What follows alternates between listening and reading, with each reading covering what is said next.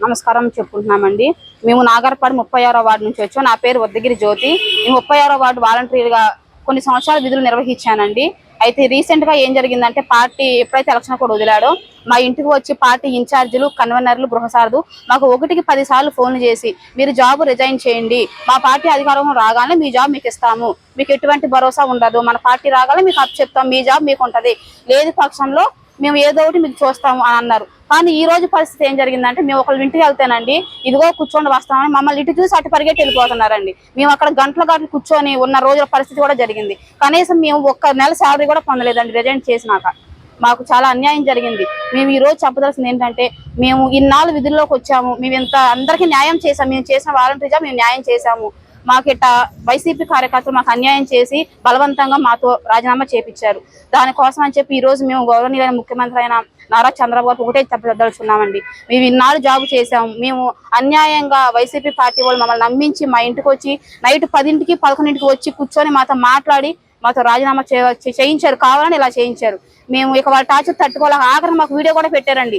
మేము ఇచ్చిన జాబులు మేము తీసుకుంటున్నాం, ఈ రోజు మీకు ఇవ్వడానికి అభ్యంతరం ఏంటి, మేము ఇచ్చాం, మా పార్టీలో మేమే పెట్టింది ఈ వ్యవస్థ, మరి మా జాబులు మాకు ఇచ్చేయమంటే మీరు ఎందుకు ఎవరు అని అడుగుతున్నారండి. దానికి ఆ వాళ్ళతో మాటలు పడాల్సిన అవసరం మాకు ఎందుకు? నైట్ 10 దాకా మా ఇంటికి దేనికి రావాలండి? ఎవరైనా సరే ఈ టార్చర్ తట్టుకోలేక మేము రిజైన్ చేసామండి. కానీ ఈ రోజు మేము వెళ్తుంటే వాళ్ళ ఇళ్ళకి వెళ్తానే మాకు ఎటువంటి సమాధానము లేదు, ఎటువంటి రెస్పాండ్ లేదు.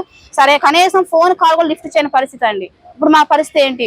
మేము నారా చంద్రబాబు నాయుడు ఒకటే అడుగుతున్నామండి, మా మీద దయ ఉంచి, మా యందు దయ ఉంచి మా జాబులు మాకు ఇప్పించవలసిందిగా గౌరవనీయులైన నారా చంద్రబాబు నాయుడు గారికి, నారా లోకేష్ గారికి, అలాగే పవన్ కళ్యాణ్ గారికి ఒకటే అడుగుతున్నామండి, మా జాబు మాకు ఇప్పించవలసిందిగా, మేము న్యాయం చేయవలసిందిగా టీడీపీ పార్టీని కోరుతున్నాము. మేము వెళ్ళామండి, వాళ్ళ ఇంటికి వెళ్ళామండి. మా శాలరీ పడలేదు, ఏంటి సార్ పరిస్థితి అన్నారు. ఒక మాట చెప్పారండి, మాకు రిజైన్ చేసే ముందు ఏమన్నారంటే, మీరు రిజైన్ చేయండి, మీకు 2 నెలల జీతం 10,000 మేము ఇస్తామన్నారు. కానీ ఈ రోజు మాకు ఒక్క రూపాయి కూడా మాకు ఇవ్వలేదండి. ఒక్క రూపాయి కూడా మేము తీసుకోలేదు, ఎవరం కూడా ఒక్క రూపాయి కూడా మేము తీసుకోలేదు. మాకు న్యాయం చేయాల్సిందిగా మేము టీడీపీ అభ్యర్థులను ఒకటే కూర్చున్నామండి. ఇది కూడా మేము రిజైన్ చేసిన లెటర్స్. మేము ఏ పార్టీ తరఫున మేము పని చేయట్లేదండి, మా వాలంటరీ వ్యవస్థను మేము చేసామండి. మేము న్యాయం చేయాలని వచ్చాము, అట్లా చేసాము.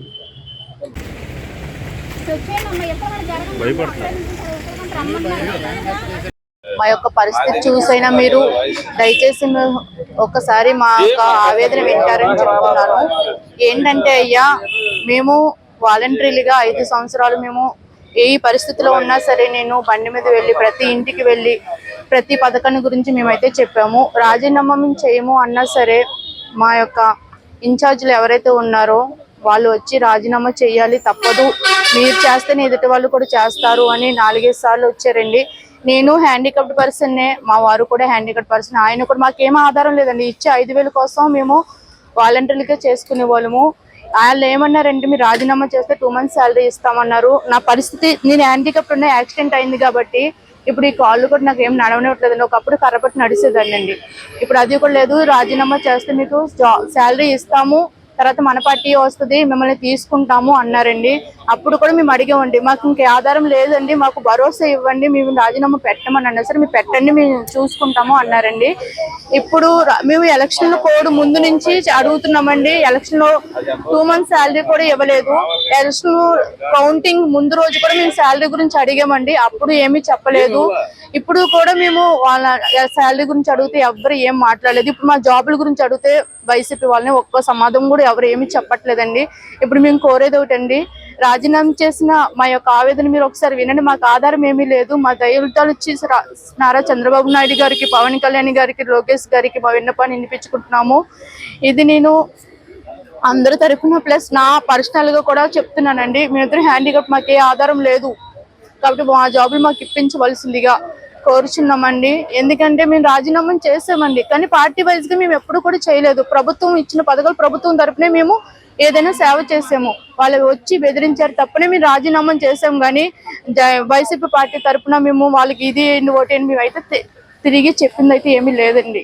ఇదండి మా పరిస్థితి. అయితే దయచేసి మా మీద కూడా మీరు దయ ఉంచాలని, మా వారేనండి, ఆయన కూడా వాలంటరీగానే చేశారు. దయచేసి మా దాని మీద ఆధారపడి ఉన్నామండి. మాకు జాబ్ ఇప్పించవలసిందిగా, మా విధులు మమ్మల్ని తీసుకోవాల్సిందిగా కోరి ప్రార్థిస్తున్నామండి.